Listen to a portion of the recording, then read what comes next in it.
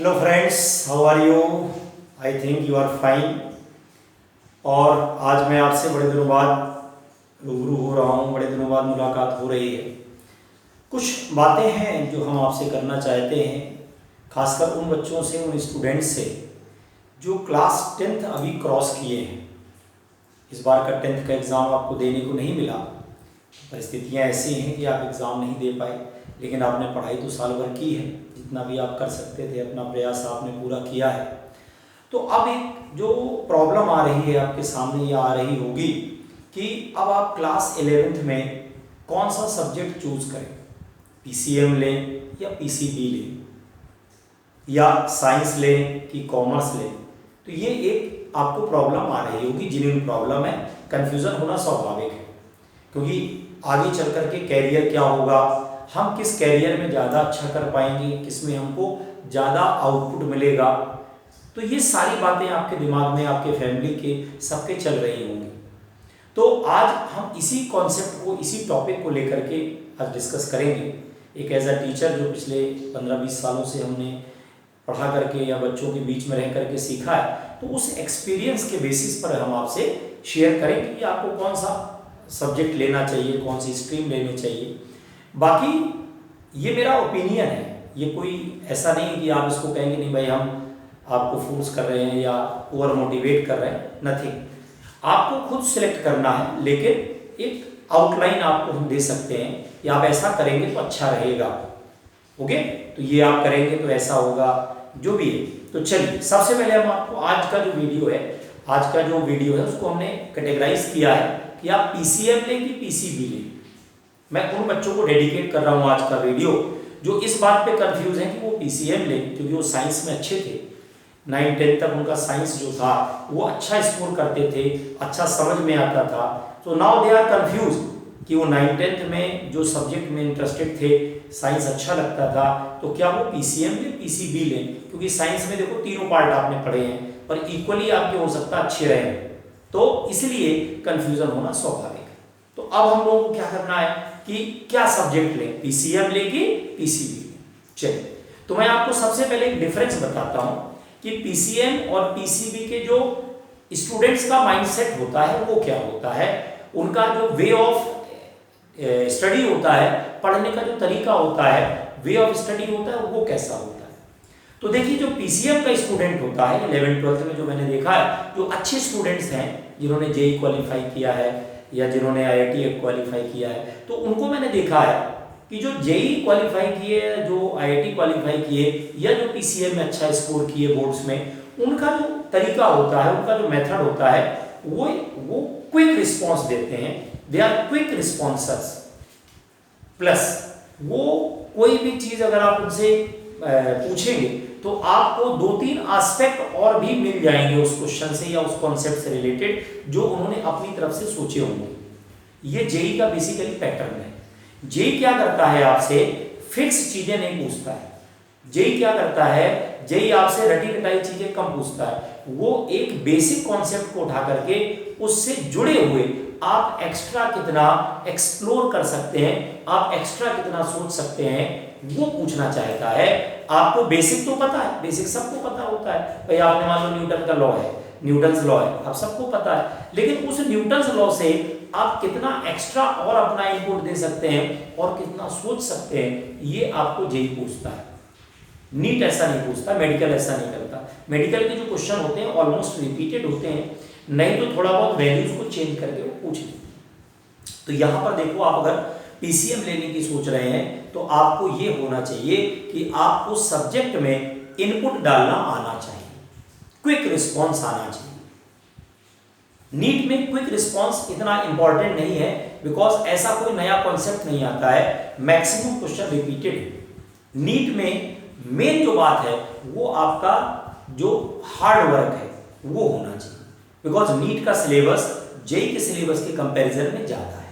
तो जब आप मेडिकल में जाना चाहोगे, पीसीबी की तरफ जाना चाहोगे, तो पहली चीज जो आपके अंदर होनी चाहिए, आपकी जो क्वालिटी होनी चाहिए, पहला जो गुण होना चाहिए वो ये कि आप लगातार बैठकर 3 से 4 घंटे 5 घंटे पढ़ सकें।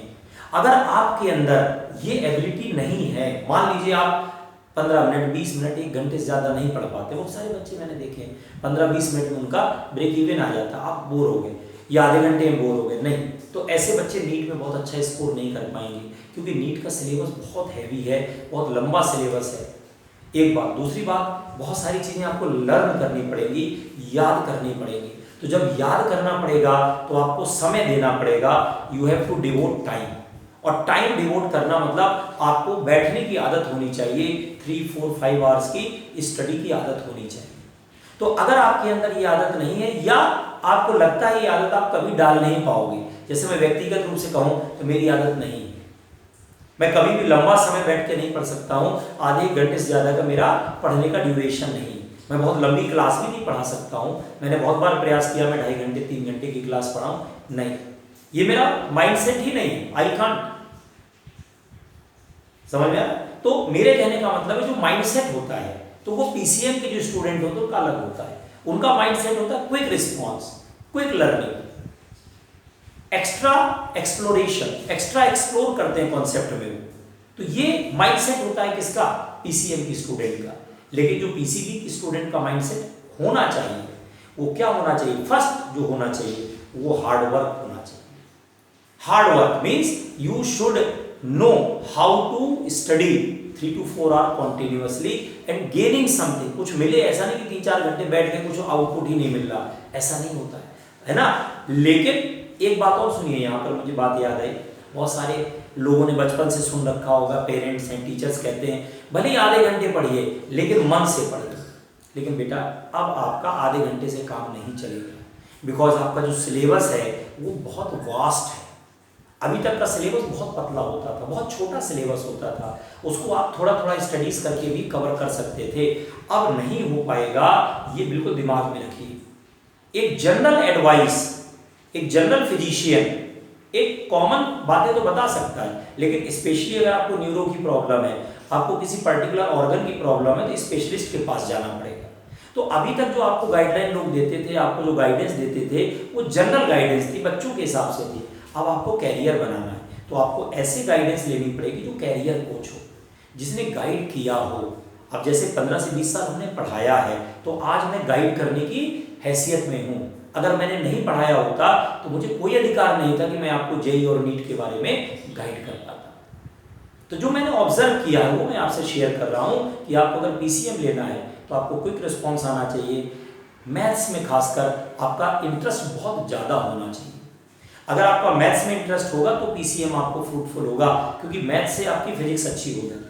अगर आपकी मैथ्स स्ट्रॉन्ग है तो फिजिक्स धीरे धीरे शुरुआत में भले ही कमजोर हो, बाद में आप उसको स्ट्रॉन्ग कर सकते हैं। लेकिन अगर आपका मैथ्स में इंटरेस्ट नहीं है, या मैथ्स कम आपको इंटरेस्टेड लगती है, कम आप उसमें टाइम डिवोट करने का मन करता है, तो आप पीसीएम मत लो, क्योंकि सबसे बड़ी चीज़ है आपका इंटरेस्ट। कोई भी लो, आप पीसीएम लो या पीसीबी लो, आपका इंटरेस्ट बहुत जरूरी है। इंटरेस्ट बहुत जरूरी। ये मत सोचिए कि हमें क्या बनना है, ये लोग गलती करते हैं। लोग क्या करते हैं, फैमिली वाले या सब लोग डिसाइड कर लेते हैं हमें ये बनना है, बेटे को ये करना है, और फिर आप रिएक्ट करना शुरू करते हो कि अच्छा मुझे ये बनना है, पापा ने कहा या सबने डिसाइड किया है मुझे डॉक्टर बनना है तो मुझे पीसीबी लेना है, और फिर आपने पीसीबी ले लिया, और फिर आप उस अजीब सी एक चेन में घुस जाते हो जहाँ ना आप सर्वाइव कर पाते हो ना बहुत अच्छा कर पाते हो। तो ऐसी सिचुएशन ना आए, इसलिए ये मत सोचिए कि पापा ने या हम लोगों ने क्या डिसाइड किया है, हमें क्या बनना है। आपको इंटरेस्ट किस में है, आप सब्जेक्ट चूज करिए। आपको सब्जेक्ट चूज करना है कि आपको कौन से सब्जेक्ट में इंटरेस्ट है। अगर आपको कॉमन सी बात है कि अगर आपको मैथ्स में इंटरेस्ट नहीं है तो पीसीएम लेके आप करेंगे क्या, और अगर आप दूसरी चीज बायो में आपको इंटरेस्ट नहीं है तो पीसीबी लेके क्या करेंगे आप। तो दो तो बेसिक चीज हो गई क्या, कि अगर आपको मैथ्स में इंटरेस्ट है तो पीसीएम लीजिए, और बायो में इंटरेस्ट है तो क्या लीजिए, पीसीबी। अब लेकिन गलती क्या हो गई, अब आपको मैथ्स में इंटरेस्ट है लेकिन आप एक्सप्लोर नहीं कर पाते हैं, आपके अंदर एनालिटिकल पावर नहीं है, या आप उसमें बहुत ज़्यादा इन्वॉल्व नहीं हो पाते सब्जेक्ट में, तो फिर आपको पीसीएम में इंटरेस्ट होना अलग बात है, लेकिन आप उसमें कर नहीं पाएंगे बहुत अच्छा। इसी तरीके से पीसीबी में है, अगर आपको बायो में इंटरेस्ट है लेकिन आप 2-4-5 घंटे बैठ के पढ़ नहीं सकते, हार्ड वर्क नहीं कर सकते, आप लेबोरियस नहीं है, आप एक्सट्रोवर्ट ज़्यादा हैं, आप ज़्यादा घुलना मिलना लोगों से दोस्ती यारी पसंद करते हैं, तो आपका टाइम किल होगा। टाइम किल होगा तो पीसीबी आपको कुछ नहीं देगा, क्योंकि बहुत ज़्यादा फाइट है। मेडिकल फील्ड में तो बहुत फाइट है, जो कट ऑफ जाता है वो 80 to 83% जाता है गवर्नमेंट कॉलेजेस के लिए MBBS का। तो अगर 80 to 83% कट ऑफ है, ठीक है ना, तो आपको तो बहुत मेहनत करनी पड़ेगी। जेई में फिर भी कट ऑफ कम जाता है, 60% 70% में आपको गवर्नमेंट अच्छा कॉलेज मिल जाता है जेई में, लेकिन नीट में ऐसा नहीं है। आपको जो कॉलेज मिलेगा वो 83-84% पे ठीक कॉलेज मिलेगा, और अगर आपको बहुत अच्छा स्कोर करना है, बहुत अच्छा कॉलेज लेना है, तो 90% से ऊपर लाना पड़ेगा। तो ये बेसिक चीज़ है। ओके, एक आउटलाइन मैं आपको दे दूं कि आपको PCM लेना है कि PCB लेना है। तो पहली चीज़ आपको क्या करना है, सब्जेक्ट में इंटरेस्ट देखना है, किस सब्जेक्ट में, मैथ्स में है कि बायो में। दूसरी चीज़, आप हार्ड वर्किंग है कि आप क्विक लर्नर है। अगर आप हार्ड वर्किंग है और क्विक लर्नर दोनों हैं, तो आप कुछ भी ले लीजिए, कोई फर्क नहीं पड़ता है, आप दोनों काम कर सकते हैं। फिर आप अपना कैरियर चूज कर सकते हैं अपनी मर्जी से कि आपको क्या बनना है। लेकिन अगर आप हार्ड वर्कर हैं, क्विक लर्नर नहीं है, थोड़ा स्लो लर्न करते हैं, तो PCB ले लीजिए। Hard work can compete the quick learners also. तो आप हार्ड वर्क करेंगे तो इसमें आपको फ्रूटफुल हो जाएगा। हालांकि क्विक लर्नर नहीं है, आप एक्सप्लोर नहीं कर पाते हैं सब्जेक्ट में, डेप्थ तक नहीं जा पाते हैं, तो फिर PCM में मत जाइए, क्योंकि वहाँ पर जो क्वेश्चंस आते हैं, जो इस समय का जेई का पैटर्न चल रहा है, खासकर एडवांस का, जेई एडवांस का, बहुत सारे क्वेश्चंस में तो चैप्टर ही नहीं समझ में आते हैं किस चैप्टर का क्वेश्चन है, क्योंकि वो बहुत सारे चैप्टर्स के कॉन्सेप्ट्स को मिला देते हैं, तो इसलिए स्कोर बहुत लो जाता है। तो आपको अपना डालना पड़ेगा। ये चीज़ कोई कोचिंग नहीं सिखा पाएगी, कोई ट्यूटर नहीं सिखा पाएगा, कोई कोच नहीं सिखा पाएगा। आप सोचो कि कोई कोच हमको सिखा देगा, तो ऐसा नहीं है, कोई कोच नहीं सिखा पाएगा, क्योंकि उसमें अगर 4 कॉन्सेप्ट मिला दिए, 5 कॉन्सेप्ट मिला दिए, तो हम कितने कॉन्सेप्ट मिलाना आपको सिखाएंगे और कितनी चीज़ों को सिखाया जा सकता है। तो सिखाने की एक लिमिट होती है। ओके, तो यहाँ पर आपको खुद इनपुट डालना पड़ेगा PCM में। PCB में इनपुट कम डालना पड़ता है, मैक्सिमम क्वेश्चन रिपीटेड होते हैं। बायो में तो पूरा NCERT से आता है, तो जब पूरा NCERT से आता है, एक बुक हमको पता चल गई कि इससे आपका पूरा पेपर बनना है, तो फिर आपको मेहनत ही करनी है, लर्न करना है, उसमें ज़्यादा आपको इनपुट नहीं डालना, अपना दिमाग नहीं लगाना, आपको सिर्फ अपना दिमाग समझने में और याद करने में लगाना है। ओके, तो ये बेसिक आउटलाइन है कि अगर आपको PCB लेना है तो हार्ड वर्किंग होना है, PCM लेना है तो आपको क्विक लर्नर एक्सप्लोर करना चाहिए, और मैथ्स में इंटरेस्ट बहुत मस्ट है। ओके, फिजिक्स दोनों में कॉमन है, जो कि मैं फिजिक्स पढ़ाता हूँ, तो फिजिक्स दोनों में कॉमन है, तो फिजिक्स तो आपको कंपलसरी लेना ही लेना है। हालांकि नीट का जो फिजिक्स का पेपर है वो भी आसान नहीं आता है, वो भी जेई से लगभग कंपेरेबल होता है, लेकिन हमारे कहने का मतलब ये नहीं, फिजिक्स का जो पेपर नीट में आता है वो रिपीट होते हैं क्वेश्चंस पुराने ज़्यादातर। अगर आपने प्रैक्टिस की, पुराने पेपर्स को लगा लिया, सारी बुक्स को, जो मेन बुक्स हैं अवेलेबल रहती हैं मार्केट में, उनको प्रैक्टिस कर ली प्रॉपरली, तो आपको दिक्कत नहीं आएगी, सिलेक्ट हो जाएगी।